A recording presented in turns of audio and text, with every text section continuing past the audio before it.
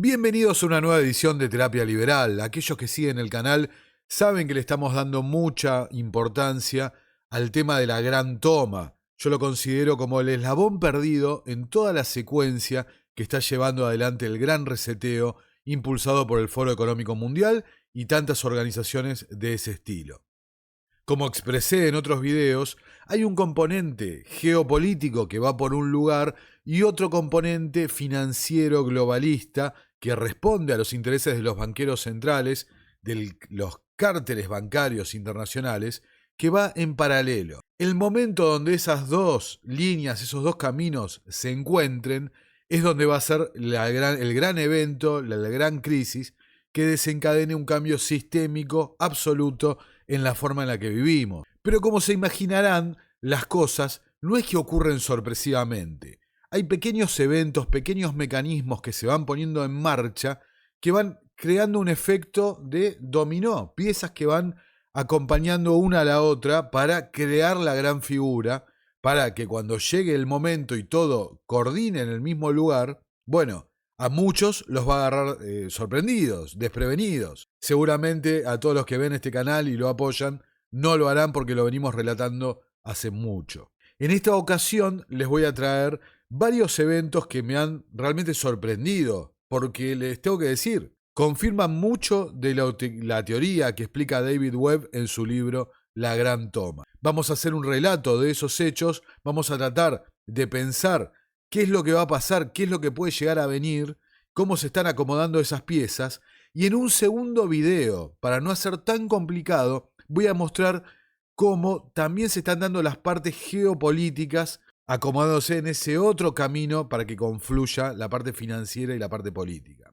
Así que en esta primera parte, fíjense, vamos a analizar los hechos realmente muy importantes y muy poco cubiertos, como pueden imaginar, por los medios mainstream que han ocurrido esta semana. Pero antes les voy a mostrar el tráiler del documental de La Gran Toma que yo lo subí a mi canal secundario, lo pueden encontrar ahí, Nicolás Martínez Laje Oficial, para abordar un tema al que le he dado realmente no mucha trascendencia, que era el registro, el raconto histórico de, según David Webb, cuando ya hicieron el mismo programa, la misma Gran Toma, ubicándolo en los años 30 en la Gran Depresión, con especialmente el feriado bancario de 1933. Pero miremos primero el tráiler para ponernos un poco en circunstancia. Dice, ¿no? Los banqueros centrales tienen un sistema puesto, ubicado ya, para tomar todo de todos.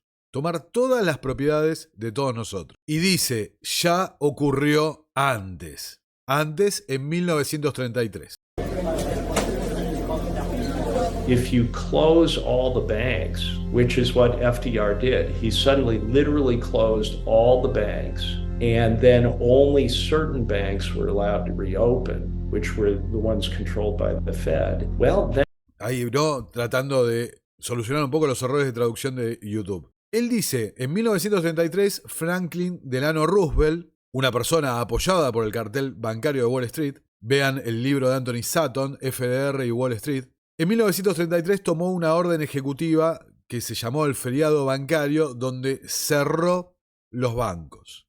Luego, cuando se reordenó que los bancos volvieran a abrir, únicamente abrieron aquellos bancos que estaban protegidos, asegurados por la incipiente, con poca antigüedad, Reserva Federal.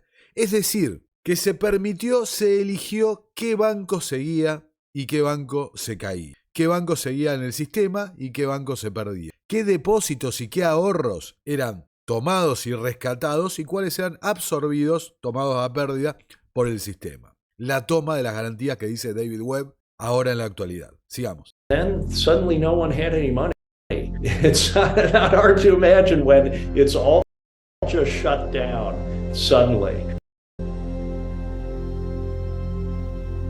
Dice, está por ocurrir de vuelta el plan para confiscar todo. Dice, ¿no? Obviamente, imagínense, con el cierre de tantos bancos, en 1933 fueron, creo, estimo unos 4.000 bancos los que cerraron, se acaba la liquidez, no hay dinero en efectivo. Lo único que tenés es lo que te guardaste, lo que podés conseguir en tu casa en 1933. Imagínense que ahora, por ejemplo, en un país como el nuestro, como Argentina, que tenés limitaciones para retirar efectivo de los bancos, ante un feriado, ya que hay problemas para la recarga de los cajeros, imagínense si no hay cajeros por una semana, no hay recarga de billetes, bueno, no hay efectivo. Pasás al dinero electrónico. Recuerdo ahora cuando hice un video sobre la CBDC, puse ilustrativamente una imagen de que seguramente iba a ser así, con una orden ejecutiva de cerrar a los bancos y que los volviera a reabrir con la CBDC. Y miren qué razón que tenía en ese punto, ¿no? Fíjense. It's about suppression and subjugation. And that's the lesson when you look at this period in the 1930s. And that is what they have planned for this kind of a cycle again. And they've set up for it. So this plan to take all collateral globally and to collapse the system in a kind of controlled demolition where they end up controlling everything, this design was set in motion over 50 years ago. Dejar a todo el mundo sin dinero y con miedo es la excusa para lanzar la CBDC.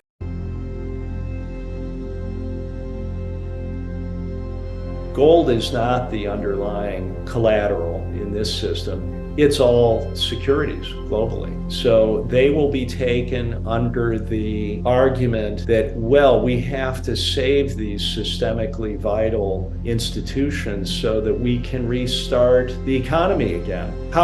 Bueno, detengámonos ahí lo que dice, porque es lo que está pasando ahora en este momento. Él dice, en 1933, el colateral, la garantía del sistema era el oro, con todas las fallas que había y dejémoslo ahí, el oro. Ahora, ¿cuál es la garantía actual del sistema? Desde 1971, cuando se rompen los acuerdos de Bretton Woods, Nixon sale del patrón oro y demás, la garantía del sistema no es nada, no es nada. Alguno puede decir, bueno, las fuerzas militares de Estados Unidos, el valor intrínseco del dólar respecto a lo que representa como activo de reserva internacional, lo que sea, pero la realidad es que mucho está vinculado con el aire, Fugazi, ¿no?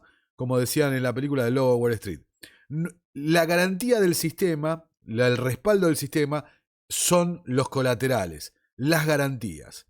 Entonces, ahí dice la clave, y fíjense, es la clave de lo que les voy a mostrar hoy, de lo que está pasando. Bueno, si la clave, la garantía del sistema, son los colaterales, las garantías, y llegara a pasar un evento sistémico que pusiera en riesgo el sistema de garantías y los que brindan esas garantías, las instituciones too big to fail, demasiado grande para fracasar, que son las que aportan eso, bueno, tendríamos un evento cataclísmico del sistema, una demolición controlada, porque la están llevando a cabo ellos, y que desembocaría, bueno, en el reinicio, ¿no? Vamos a repetir la frase para que nos quede bien claro lo que dice. The underlying collateral in this system, it's all securities globally. So they will be taken under the argument that, well, we have to save these systemically vital institutions so that we can restart the economy again. How could we restart the economy if they are not protected? So that will be the reason given. And it's like a game of Monopoly where all of the pieces, all of the money on the board are pulled back to the bank, and then they say, let's start a new game, and we'll start over from the basis that we have everything and you don't. So would you like to borrow something? And this is what the CBDC, the central bank digital currency, will be. It will be very difficult for people to refuse to use it because they literally won't be able to eat. They will have an app they can download. This will be the help. This will be the cavalry riding to the rescue. Just download this app and you can load your phone with some currency to allow you to go buy milk. But every time you use that, you're actually borrowing money from them. They have you. Again, it will happen very fast. This will unfold in a very frightening crisis kind of environment, and people will have difficulty refusing. Bueno, ahí lo tenés, ¿no? Bastante claro. El tema es el colateral. Van a provocar, porque es una demolición controlada, van a provocar esa demolición para reiniciar el sistema, volver todas las fichas al tablero y volver a empezar, pero un sistema de esclavitud hacia nosotros. Como dije una y otra vez, entiendo que aquellos que tienen títulos de propiedad o que tienen propiedad fuera del sistema libre de deuda están totalmente cubiertos. Y por supuesto que hay distintos riesgos de acuerdo al donde estás ubicado. No es lo mismo el riesgo, no sé, en Surinam que en Estados Unidos. Pero fíjense cómo se está encadenando, de lo que acabo de decir, cómo se están encadenando los hechos para que ocurra esto. Yo realmente estoy absolutamente sorprendido de lo que ha sido esta semana. Primero, CNN, la FEDIC, la controladora de los depósitos, que recuerden que entró en escena o empezamos a escucharla seguido tras el colapso de Silicon Valley Bank, que van a ver cómo vuelve el tema de Silicon Valley Bank acá, porque está todo planeado. La FEDIC cierra el Republic First Bank, algo que yo, hice 2 videos sobre esto, que no se habían terminado las quiebras bancarias, que es un proceso de absorción, están concentrando el sistema bancario. Cuando fue en el 33 cerraron 4.000 bancos. Si ocurriera lo mismo hoy, quedaría un solo banco en los Estados Unidos, quedarían 10 bancos, una cosa así. Si hay creo que 4.300 bancos. Sería realmente abrumador. No, obviamente no va a pasar lo mismo en la misma magnitud, pero fíjense, está pasando. Republic First Bank cierra, va a ser absorbido por otra institución que fíjense, escuchen esto, el Fulton Bank va a absorber algunas de las sucursales y va a tomar algunos de los activos del banco. Acá Reuters pone la nota que yo cuando la vi realmente dije, David Webb tiene razón. David Webb tiene razón y debemos preocuparnos.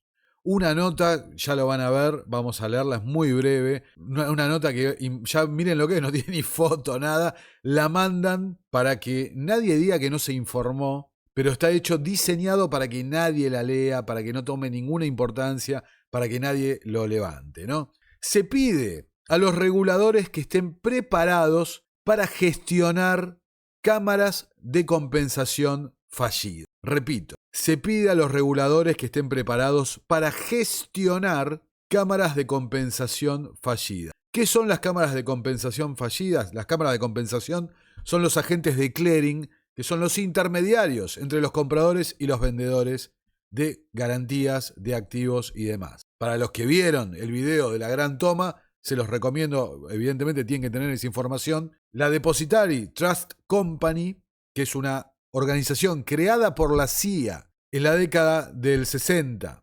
para digitalizar los títulos de propiedad y arrancar este plan, es una cámara de compensación. Sede & Co., que es el titular de prácticamente todos los valores, todos los activos, todas las cosas financieras que hay en los Estados Unidos y por ende en el mercado más grande del mundo, es una cámara de compensación. Entonces, como dice el tráiler de David Webb, ¿qué pasa si estas cámaras de compensación, estos eventos sistémicos, entran en un colapso? Señores, es el reinicio. Fíjense lo que dice Reuters, 25 de abril, hace apenas unos días. Los reguladores deben equiparse con herramientas como bonos de bail-in, retengan eso, ahora le vamos a explicar lo que es el bail-in, para lidiar rápidamente con una cámara de compensación fallida para acciones, bonos o derivados, sin tener que pedir efectivo a los contribuyentes, dijo el organismo de control de riesgos del G20 el pasado jueves. Detengámonos ahí. La primera cosa que les va a sonar la atención, que les va a llamar la atención es, si una de estas empresas quiebra, lo que están diciendo es, estamos analizando cómo responder sin pedirle dinero a los contribuyentes, sin que el Estado le haga un bailout, le haga un salvataje como se hizo en la crisis del 2008. Y ahí la mayoría de la gente va a decir, buenísimo, listo. No le corren el precio, el costo del salvataje a estos muchachos del cártel bancario, a la población, a la ciudadanía en su totalidad, con los impuestos y esto y lo otro, ¿no? Buenísimo. No, ¿saben lo que van a hacer? Se van a comer todos los activos de la gente. En lugar de socializarlo con los impuestos y demás, van a confiscar la propiedad privada de toda la gente para rescatar esto. Porque ahí está la clave, el bail-in. ¿Qué es el bail-in? Ahora lo vamos a explicar, pero fíjense, cámara de compensación fallida para acciones, bonos o derivados. ¿Cuánto hemos hablado de eso? El mercado de derivados abarca por 3, por 4 la economía mundial. Fíjense la magnitud de lo que estamos hablando. Entonces, ¿qué es el bail-in? Acá, página de economía, ¿qué es el bail-in? Cómo se aplica a las crisis financieras. ¿Qué es el bail-in? Fíjense, el bail-in es un sistema de recapitalización interna. Asumen la deuda los accionistas y si no es suficiente, los titulares de los bonos e incluso los titulares de los depósitos del organismo de la empresa que haya que rescatar. De la otra forma, la forma que estamos más acostumbrados, es una inyección de capital externo, la mayoría a través de fondos públicos, ese es el bailout. Pero fíjense, ¿qué decía David Webb? Van a tomar el colateral, los depósitos de la gente, las acciones que tiene la gente depositada, la gente creyendo que tiene la propiedad, pero la propiedad la tienen ellos, lo van a tomar, lo van a confiscar y con eso van a salvar. Es un bail-in. Entonces, el ejemplo de bail-in con el que ya se experimentó fue la crisis de Chipre. Fíjense qué pasó en la crisis de Chipre. Forbes,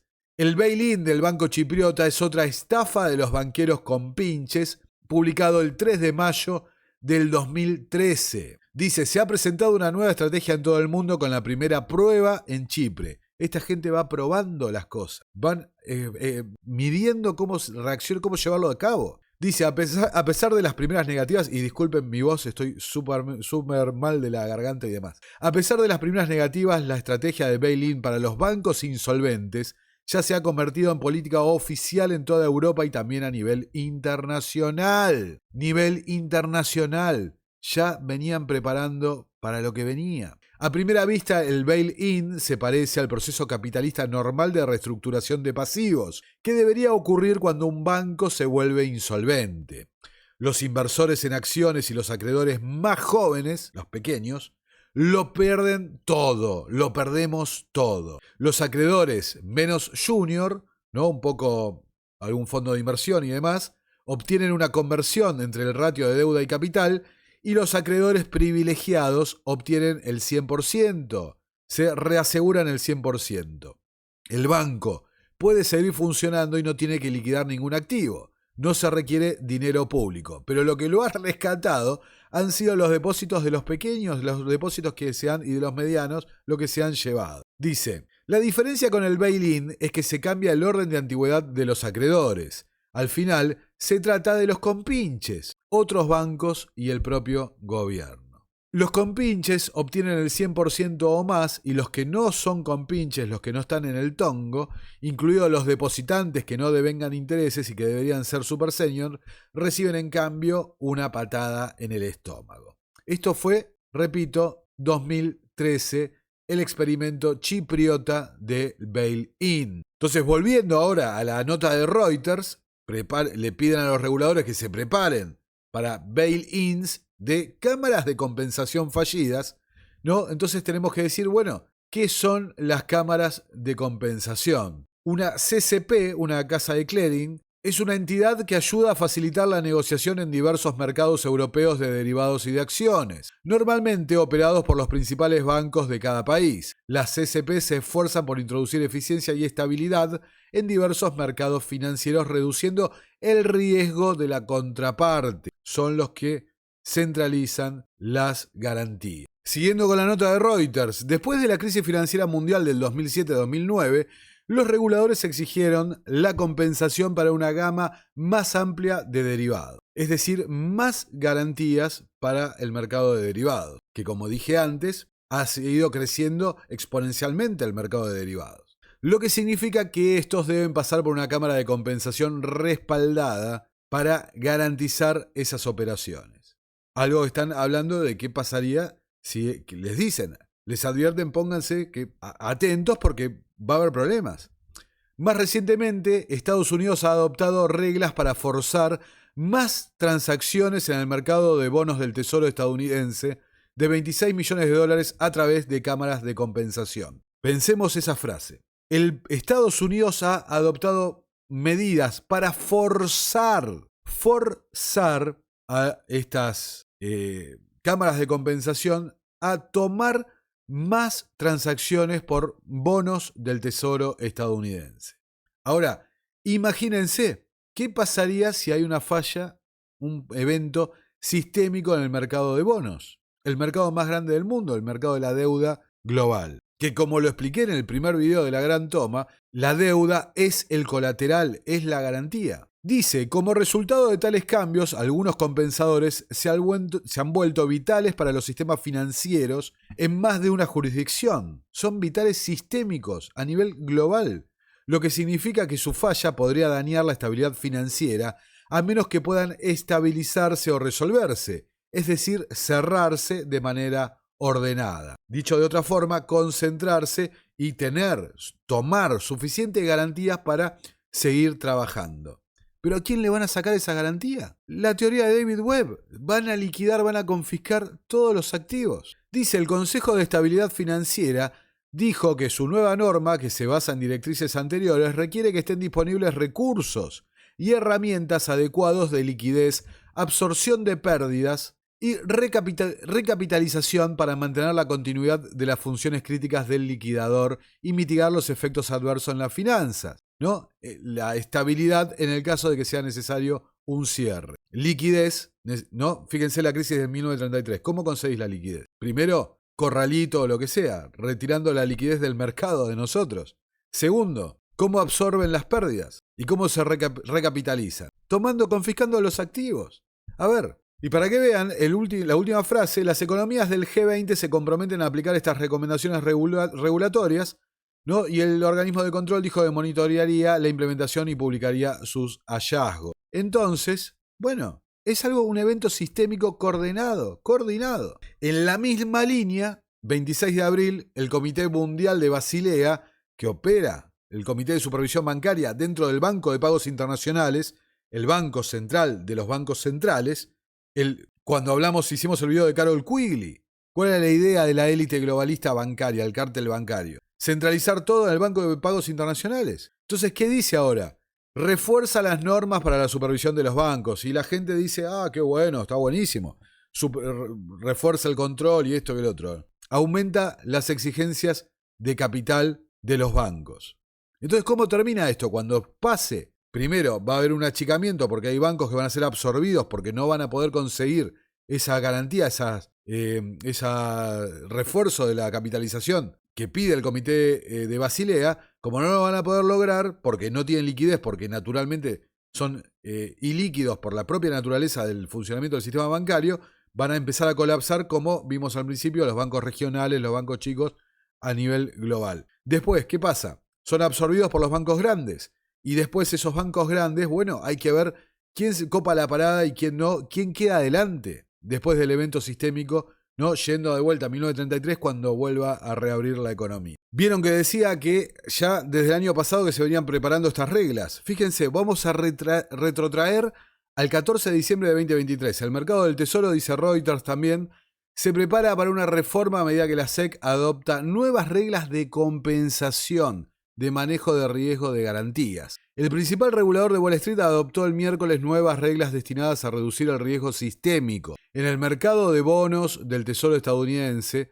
de 26 billones de dólares, forzando más operaciones a través de cámaras de compensación. Y fíjense, dice, las reformas se dirigen en parte a los fondos de cobertura y a las empresas comerciales por cuenta propia que se han convertido en una parte cada vez mayor del mercado de bonos del Tesoro durante la última década, pero que están relativamente ligeramente reguladas. Las apuestas impulsadas por la deuda de esas empresas, también conocida como negocios de base, han sido objeto de escrutinio por parte de los reguladores, quienes temen que una abrupta liquidación de estas posiciones apalancadas pueda afectar a los mercados. Primer punto. Este canal se hizo conocido, digamos, cuando empezamos a analizar el tema del gran reinicio. Y uno de los puntos del gran reinicio que realmente prácticamente nadie hablaba era Going Direct, que hicimos 2 videos sobre eso, es el plan de BlackRock para 2020.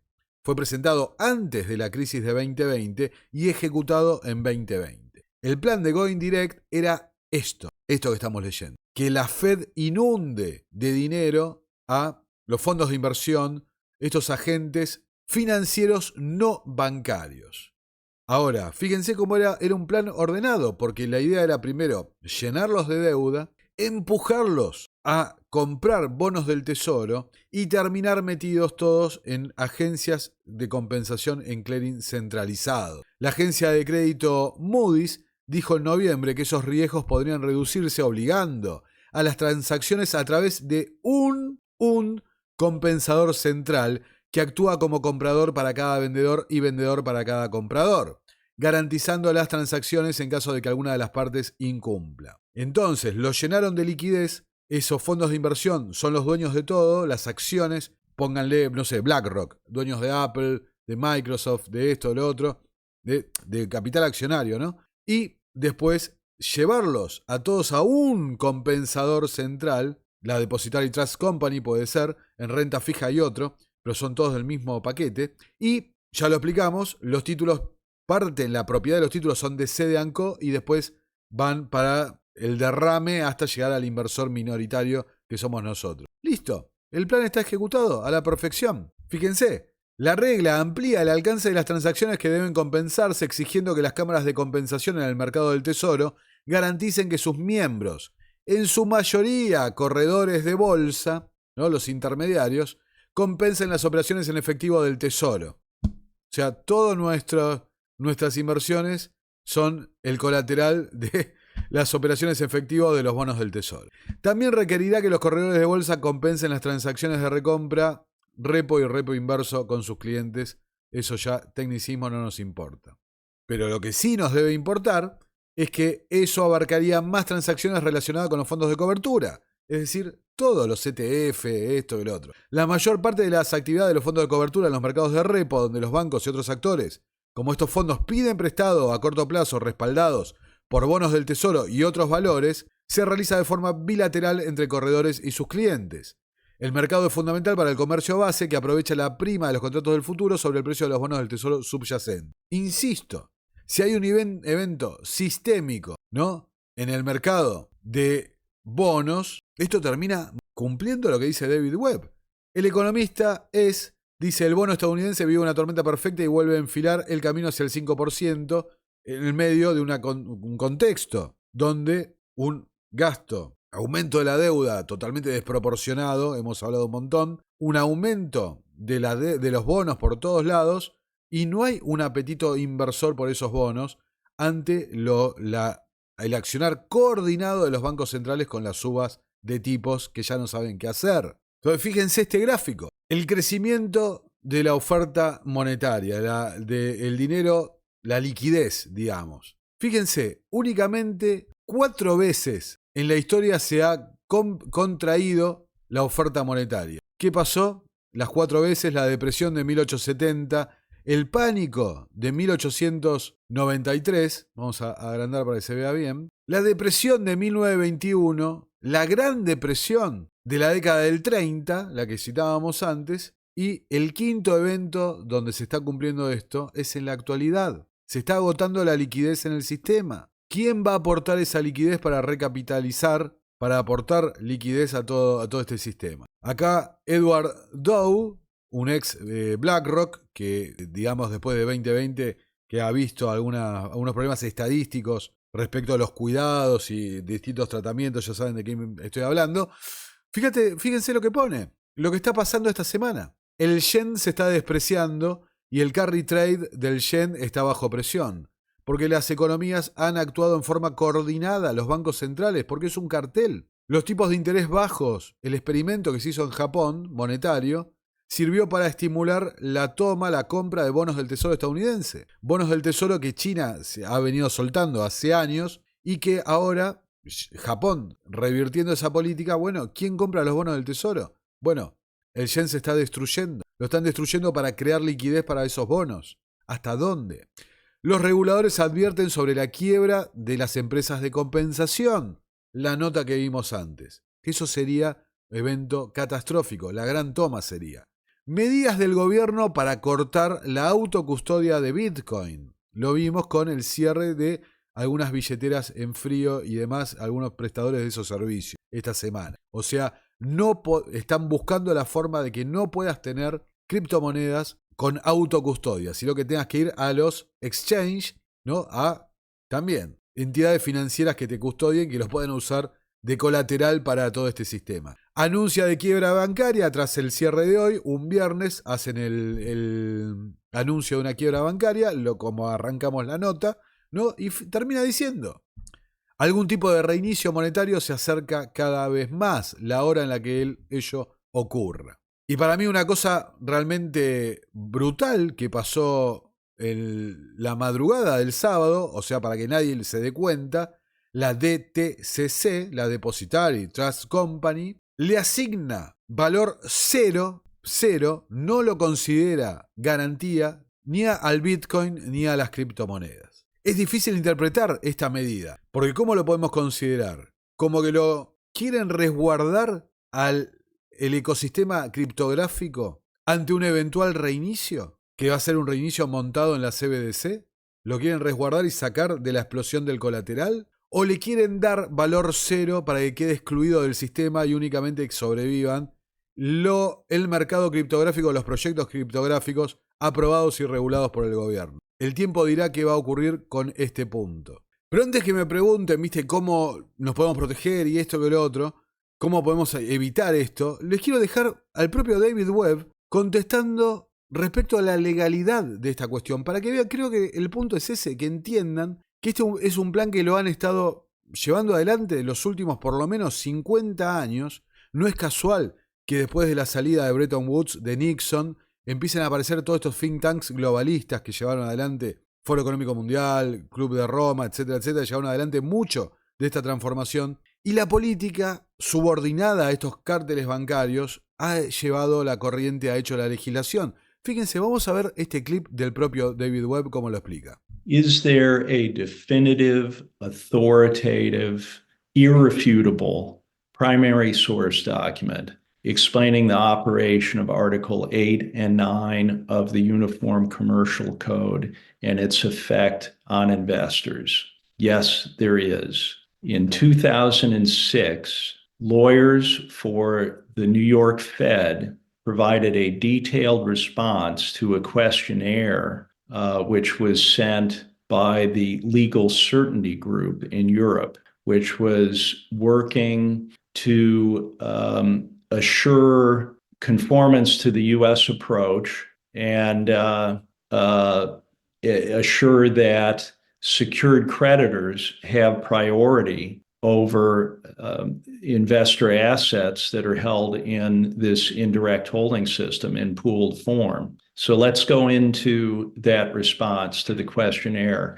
O sea, asegurar que el mecanismo de acreedores privilegiados esté montado. Fíjense la respuesta que da la Fed al cuestionario. Some excerpts. First question: in respect of what legal system are the following answers given? Answer: this response confines itself to U.S. commercial law, primarily Article 8 and parts of Article 9 of the Uniform Commercial Code, UCC. The subject matter of Article 8 is investment securities, and the subject of Article 9 is secured transactions.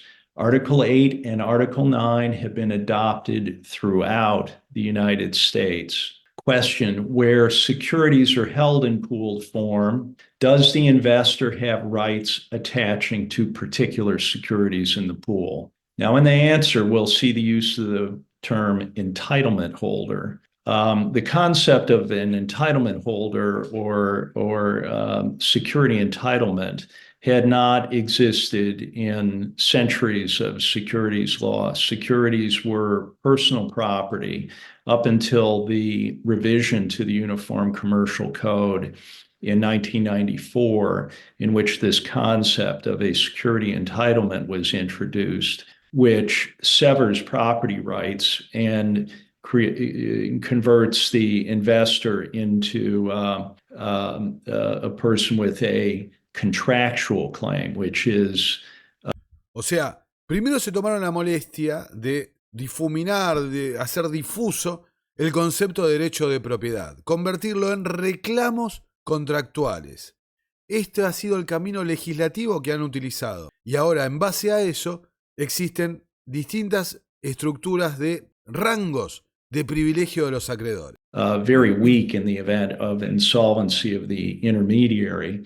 So here is the answer. Does the investor have rights attaching to particular securities in the pool?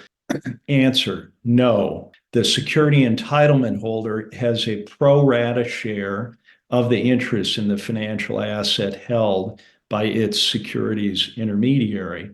This is true even if investor positions are, quote unquote, segregated. Now, that's very, very important because it means that all investors, including sophisticated institutional investors, are subject to this as well. That segregation is of no effect in terms of being subject to this pro rata share of what is left in the pool.